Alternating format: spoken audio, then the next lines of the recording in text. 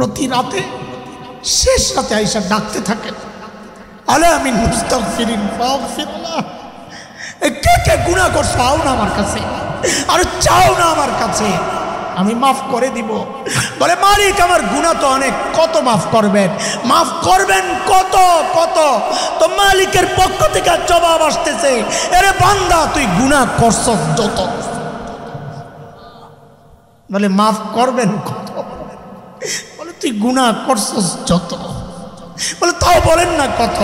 তো হাদিসে আসছে, হাদিসে কুদসি আল্লাহ বলেছেন, বান্দার গুনার পরিমাণ যদি সারা দুনিয়া ভৈরা ভরতে ভরতে আসমানে যায় ঠেকে, আল্লাহ বলেন এরপরেও যদি আমার বান্দা আমার কাছে মাফ চায়, লা উবালি, আমার কোনো পরোয়া নাই, আমি তার সব গুনাহ মাফ করে দেব।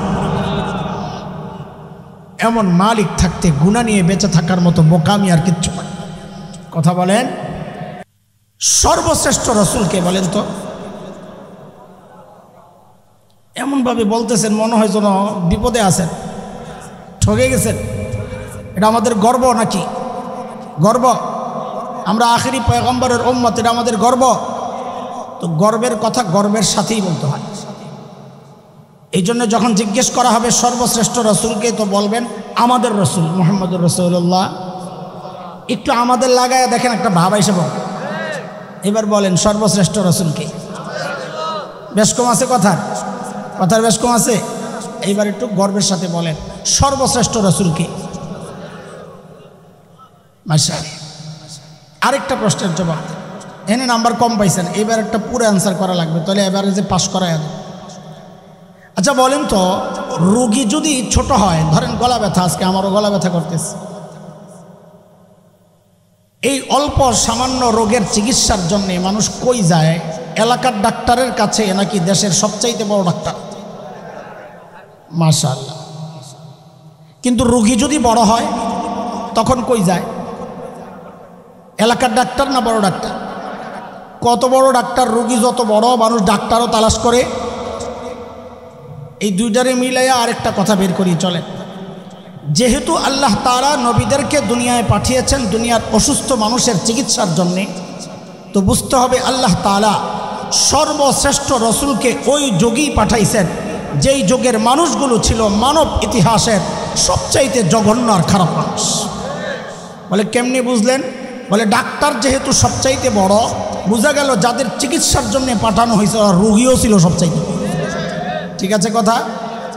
সেই রোগীদের যুগটাকে ইতিহাসে বলা হয় আইয়ামে জাহিলিয়া। কি বলে? বলে বর্বরতার যুগ। বর্বরতার মাত্রা কতদূর ছিল যে ওদেরকে ঠিক করতে আল্লাহ তাআলা সর্বশ্রেষ্ঠ রসুল আনলেন। ইতিহাস পড়েন, দেখবেন শরীরের পশম দাঁড়ায় যায়। মানুষ এতটা খারাপ কি করে হয়? মূর্তি পূজা এখন হয় না? এখন হয়? কথা বলে। তখনও হতো। তো পার্থক্য কি? এখন মসজিদের মধ্যে মূর্তি রেখে পূজা করা হয়, অথচ তখন বাইতুল্লাহর ভেতরেই ছিল 360টা মূর্তি। ঘরের মধ্যে থাকতো আলাদা মূর্তি, সফরে বের হলে বগলের নিচে করে একটা মূর্তি নিয়ে নিত। কেন? রাস্তায় যদি পূজা করার জন্য খোদা না পাওয়া যায়, বান্দায় খোদা পকেটে লয়ে ঘুরে। এই ছিল অবস্থা। জন্ম নিয়ন্ত্রণ এখন হয় কি হয় না? কথা বলেন। তখনও হতো। পার্থক্য কি? এখন জন্ম নিয়ন্ত্রণ হয়, পেটের মধ্যে বাচ্চা নষ্ট করা হয় অথবা আসতেই দেওয়া হয় না। আর তখন জন্ম নিয়ন্ত্রণ হতো, বাচ্চা হওয়ার পর দেখতো ছেলে না মেয়ে। যদি দেখছে ছেলে রেখে দিত, আর যদি দেখছে মেয়ে, এটা ছিল বাবার জন্য সামাজিক কলঙ্ক। আমি মেয়ের বাবা। ওই কলঙ্ক থেকে বাঁচার জন্য বাবা নিজ হাতে নিজের কলিজার টুকরা মেয়েকে জীবন্ত দাফন করে দিত। কোরআনে আসছে, নানান জায়গায় আসছে। যেমন সূরা নাহালের একটা শোনাই আপনাদেরকে। আল্লাহ তাআলা বলতেছেন, وَإِذَا بُشِّرَ أَحَدُهُم بِالْأُنثَىٰ ظَلَّ وَجْهُهُ مُسْوَدًّا وَهُوَ كَظِيمٌ يَتَوَارَىٰ مِنَ الْقَوْمِ مِن سُوءِ مَا بُشِّرَ بِهِ أَيُمْسِكُهُ عَلَىٰ هُونٍ أم يدسه في التراب ألا ساء ما يحكمون। এই ছিল আরবের সামাজিক অবস্থা। নিজে নিজের মেয়েকে জীবন্ত দাফন করে ফেলত। আচ্ছা, মানুষগুলো এতটা খারাপ কেন হয়েছিল? কারণটা কি? দারুল উলুম দেওবন্দ মাদ্রাসা এর প্রায় 55 বছরের প্রিন্সিপাল মুহতামিম হাকিমুল ইসলাম কারি তৈয়ব রহমতুল্লাহ আলাই বলেন, মানুষগুলো এতটা খারাপ হওয়ার পেছনের মৌলিক কারণ ছিল দুইটা। এখান থেকে আমাদের কথা মূল শুরু হচ্ছে ইনশাল্লাহ। বলেন আপনারা এখান থেকে মুখস্থ বলেন, মৌলিক সমস্যা কয়টা? মৌলিক সমস্যার অভাব নাই, কিন্তু মৌলিক সমস্যা দুইটা। এক নাম্বার জাহালত, মূর্খতা, লেখাপড়া ছিল। দুই নাম্বার চারিত্রিক অধপতন।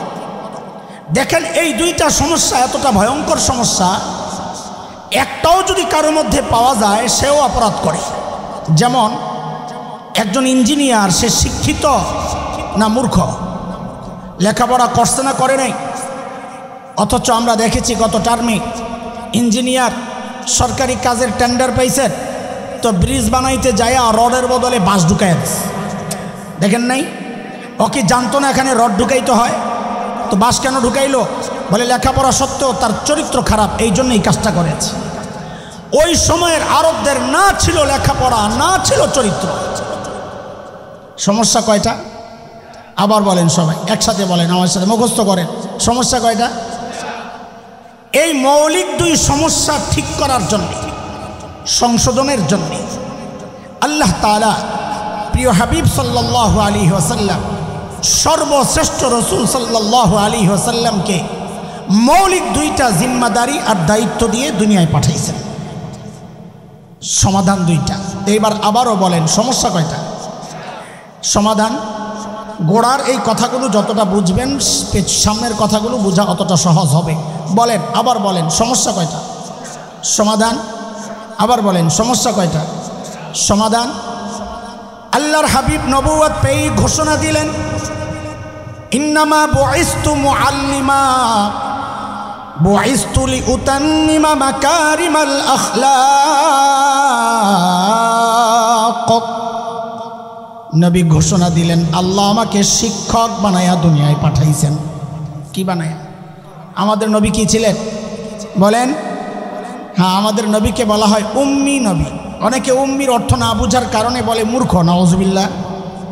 আমার নবী মূর্খ তো ছিলেনই না, বরং সব শিক্ষিত মানুষের শিক্ষক ছিলেন। বলেন তো আমাদের নবী কি ছিলেন? শিক্ষক বানায় আল্লাহ আমার নবীকে পাঠাইছেন। কেন? ওই যে মূল দুই সমস্যার একটা মূর্খতা, জাহালত, ওই মূর্খতা দূর করার জন্য। দুই নম্বর নবী বলেন, বুইস্তু লিউতাম্মিমা মাকারিমাল আখলাক। আল্লাহ আমাকে সর্বোচ্চ উন্নত চরিত্র দিয়ে দুনিয়ায় পাঠিয়েছেন। কেন? আমি যেন ওই চরিত্রহীন মানুষগুলোর পেছনে মেহনত করে করে ওদেরকে মানব ইতিহাসের শ্রেষ্ঠ চরিত্রবান মানুষ বানাতে পারি। আমি আবার জিজ্ঞেস করি, থাইকেন আমার সাথে, হারায় যায় না। সমস্যা কয়টা? সমাধান। আচ্ছা, এই কথা আবারও আসবে ইনশাল্লাহ। পেছনের একটা কথা থেকে একটা কথা বের করতে হবে। আমাদের নবী কি ছিলেন? হ্যাঁ, শিক্ষক। বলেন কি ছিলেন? দেখেন, আপনারা যারা মাদ্রাসার শিক্ষার সাথে সম্পৃক্ত না, এখানে আমি কওমি আলিয়া আলাদা করতে চাই না। আপনাদের গর্বের অনেক উপলক্ষ আছে। কেউ ডাক্তার, কেউ ইঞ্জিনিয়ার, কত কিছু আপনাদের গর্বের শেষ নাই। কেউ শিল্পপতি, কেউ সমাজপতি, কারো ছেলে মেয়ে ইউরোপ আমেরিকায় থাকে, এটা তার গর্ব।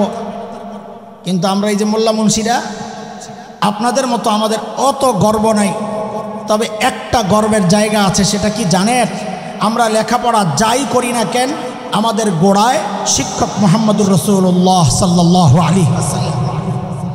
এটা বোঝানোর জন্য আমি একটা উদাহরণ দিই আপনাদেরকে। এই কথা কেন বললাম? ধরেন বুখারী শরীফ নাম শুনছেন? এর একটা হাদিস আসছে, প্রথম হাদিস, ইন্নামাল আমালু বিন্নিয়াত আল হাদিস, লম্বা হাদিস। এই হাদিসটা আমি পড়েছি ঢাকার ফরিদাবাদ মাদ্রাসা। আমার ওস্তাদ ছিলেন এই হাদিসের শেখুল হাদিস আল্লামা আব্দুল হাফিজ রহমতুল্লাহ আলাইহি। এই হাদিসটা আমি দেওবন্দ মাদ্রাসায় পড়েছি। আমার ওস্তাদ ছিলেন শেখুল হাদিস আল্লামা নাসির খান রহমতুল্লাহ আলাইহি। আমার এই দুই ওস্তাদের ওস্তাদ ছিলেন শেখুল আরব আল আজম হজরত হুসাইন আহমদ মদনী নব্বরাল্লাহু মারকাদা। তার ওস্তাদ ছিলেন শেখুল হিন্দ মাহমুদ হাসান দেওবন্দি রহমতুল্লাহ আলাইহি। তার ওস্তাদ ছিলেন ব্রিটিশ বিরোধী আন্দোলনের অন্যতম সিপাহ সালার মুজাহিদে মিল্লাত ইমাম কাসেম নানুতুবি রহমতুল্লাহ আলাইহি। তার ওস্তাদ ছিলেন শাহ আব্দুল গনি মুজাদ্দিদে দেহলভি রহমতুল্লাহ আলাইহি। তার ওস্তাদ ছিলেন শাহ মুহাম্মদ ইসহাক আদ-দেহলভি রহমতুল্লাহ আলাইহি। তার ওস্তাদ ছিলেন শাহ আব্দুল আজিজ মুহাদ্দিস দেহলভি রহমতুল্লাহ আলাইহি। তার ওস্তাদ ছিলেন শাহ ওয়ালিউল্লাহ মুহাদ্দিস দেহলভি রহমতুল্লাহ আলাইহি। তার ওস্তাদ ছিলেন আবু তাহের আল মদনী রহমতুল্লাহ আলাইহি। তার ওস্তাদ ছিলেন ইব্রাহিম কুর্দি রহমতুল্লাহ আলাইহি। তার ওস্তাদ ছিলেন আহমদ আল কুশাশি রহমতুল্লাহ আলাইহি। তার ওস্তাদ ছিলেন আহমদ আশ-শিন্নাবি রহমতুল্লাহ আলাইহি। তার ওস্তাদ ছিলেন মুহাম্মদ আর-রমালি রহমতুল্লাহ আলাইহি। তার ওস্তাদ ছিলেন জাইনুদ্দিন আল মিসরি রহমতুল্লাহ আলাইহি। তার ওস্তাদ ছিলেন আহমদ ইবনে আলী আল হাজ আল আসকানি রহমতুল্লাহ আলাইহি।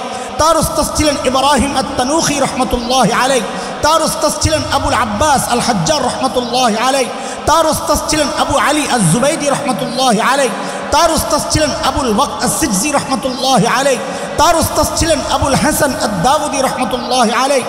তার ওস্তাদ ছিলেন আবু মুহাম্মদ আস-সারখসি রহমতুল্লাহ আলাইহি। তার ওস্তাদ ছিলেন আবু আব্দুল্লাহ ফিরবি রহমতুল্লাহ আলাইহি। তার ওস্তাদ ছিলেন মুহাম্মদ ইবনে ইসমাইল ইমাম বুখারী রহমতুল্লাহ আলাইহি। তার ওস্তাদ ছিলেন হুমায়দি রহমতুল্লাহ আলাইহি।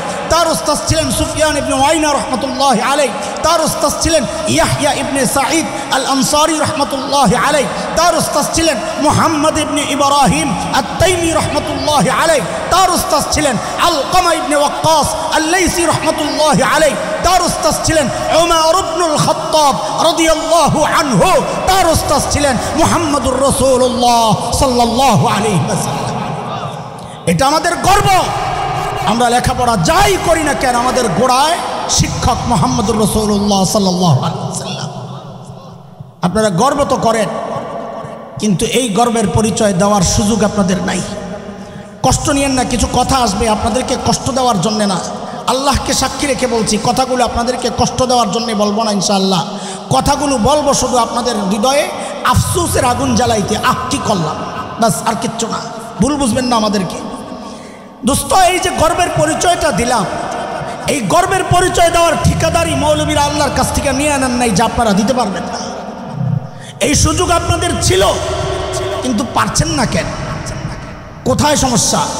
সমস্যা হচ্ছে কুচক্রীরা যোগে যোগে আপনাদের সামনে, আপনাদের সন্তানের সামনে এমন এক সিলেবাস রেখেছে যে এই সিলেবাসে লেখাপড়া করে গর্বের পরিচয়টা দেওয়া যায় না। সাম্প্রতিককালে আরও চক্রান্ত হচ্ছে। সিলেবাস যাই আছে, ইংরেজি বই আছে না আমাদের? প্রাথমিকে ইংরেজি বই আছে না নাই? শিক্ষক আছে না নাই? ইংরেজির শিক্ষক নাই? বাংলা বই আছে, শিক্ষক আছে। অঙ্ক বই আছে, শিক্ষক আছে। বিজ্ঞানের বই আছে, শিক্ষক আছে। ও সব সাবজেক্টের শিক্ষক আছে, তাই না? একটা অসহায় সাবজেক্ট আছে ইসলাম ধর্ম, ইসলাম শিক্ষা, যেখানে বই আছে কিন্তু শিক্ষক নাই। এটা কি জানেন আপনারা? জানেন? খবর নাই না? শুনেন, অনেক কিছু বিষয়গুলো আপনাদের, আমাদের না। আমার সন্তান এই সিলেবাস পড়ে না, আমার আফসোস আপনার জন্যে, আপনি আমার ভাই, সেই জন্য কথাগুলো বলবো। সাম্প্রতিককালে অনেক দিন থেকে দিনদার মহল থেকে, সচেতন অভিভাবকদের পক্ষ থেকে এই আবেদন আসছিল যে ধর্মীয় শিক্ষক নিয়োগ দেওয়া হোক। সরকার কর্ণপাত করে নাই, তাও বলার জন্যে বলা। 21 জানুয়ারি 2010 প্রথম আলো পত্রিকার রিপোর্ট ছিল। ওই সময়ের পতিত সরকারের প্রধানমন্ত্রী এই বিষয়টাকে আমলে নিয়েছিলেন, কিন্তু দুঃখজনক হলেও সত্য, এটা আর পাশ করা হয় নাই, করে নাই।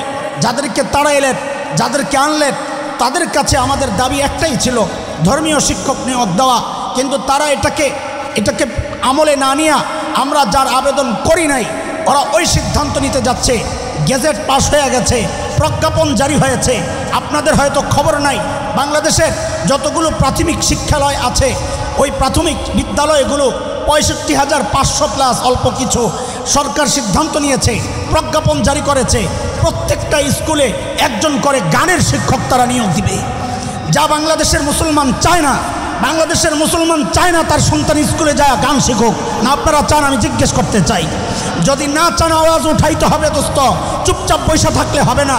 এটা আমাদের অস্তিত্বের ব্যাপার, এটা আমার দ্বীনের চেতনার ব্যাপার, এটা আমার আকীদার বিশ্বাসের ব্যাপার। ওরা আমাদের সন্তানের আকীদা বিশ্বাস ধ্বংসের চক্রান্ত করছে, এদেশকে টুকরা টুকরা করার চক্রান্ত চলছে। আওয়াজ উঠাইতে হবে, ওলামাদের সাথে একসাথে হাত উঠাইয়া, হাত লাগাইয়া, কাঁধে কাঁধ মিলাইয়া আওয়াজ উঠাইতে হবে। বাংলাদেশে নাস্তিকতার চর্চা করতে দেওয়া হবে না, দেওয়া হবে না।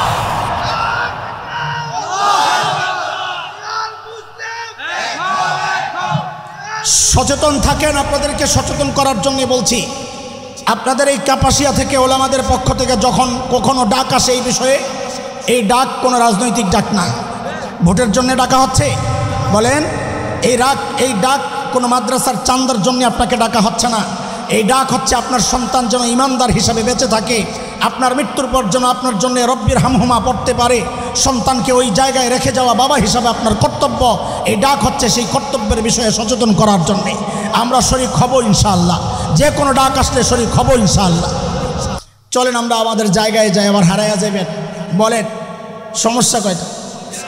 সমাধান আল্লাহর হাবিব ওই দুই সমাধান সহ যখন ওই বর্বরদের পেছনে মেহনত শুরু করলেন, আহারে নবীর ওই মেহনতের ফসল ওই বর্বররা এখন বর্বর নাই, তাদের পরিচয় পাল্টায়া গেছে। বলে নতুন পরিচয় বলেন? বলে আমি কি বলবো? আল্লাহকে জিজ্ঞেস করো। মালিককে জিজ্ঞেস করলাম, মালিক ওই বর্বর আরবদের নতুন পরিচয় বলেন। তো আল্লাহ তাআলা কোরআনে জানায়া দিচ্ছেন, সীমাহুম ফি উজুহিহিম মিন আসারিস সুজুদ। আল্লাহ বলেন ওদের চেহারার মধ্যে সেজদার চিহ্ন পাইবা।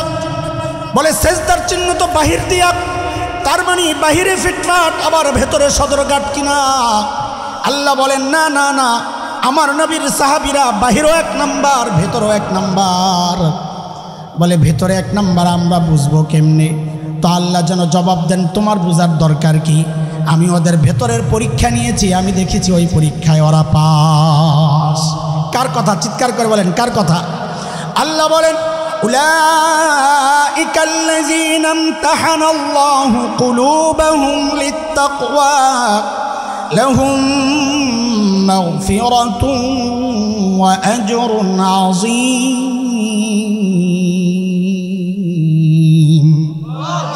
নবীকে জিজ্ঞেস করলাম, ইয়া রাসূলুল্লাহ ওই বর্বরদের নতুন পরিচয় বলেন। আল্লাহর হাবিব জানায় দিলেন, এরে আমার সাহাবীদেরকে তোরা বর্বর বলিস না, ওরা আর এখন বর্বর নাই। বলে তো এখনকার পরিচয়টা বলেন না। তো নবী বলেন, খায়রুল কুরুনি করনি, ওরা আর বর্বর নাই, ওরা এখন মানব ইতিহাসের সর্বশ্রেষ্ঠ মানুষ হয়ে গেছে। পর্যন্ত বুঝছেন? আল্লাহ জানে। ঠিক আছে, যা বলছি যা বলবো পুরা কথাটারে একটা সুতায় গাইথা দিয়ে আপনার করে যেন মনে থাকে। ঠিক আছে না? ইনশাল্লাহ চলেন, যা বলেছি যা বলবো ইনশাআল্লাহ। মোট 6 কথার বয়ান। কয় কথা? এই মুন্সি তুমি কথা কই আমার লগে লাগে। কয় কথা? দূরেরটা তো দেখি না শুনি না, আপনারা জোরে কইয়া নাইলে আমি হ্যাগো লগে কথা কওয়া শুরু করব। কয় কথা? 3 কথা সাহাবীদেরকে নিয়ে। কাদেরকে নিয়ে ভাই? আর 3 কথা আমার মতো জাহেলকে নিয়ে। মোট কয় কথা? এই 6 কথা যদি মুখস্থ রাখতে পারেন তো আজকে যা বলছি সব প্যাকেট আপনার ইনশাআল্লাহ। তো বলেন তো কয় কথা? সাহাবীদেরকে নিয়ে কয় কথা? আমাদের মতো মানুষকে নিয়ে কয় কথা?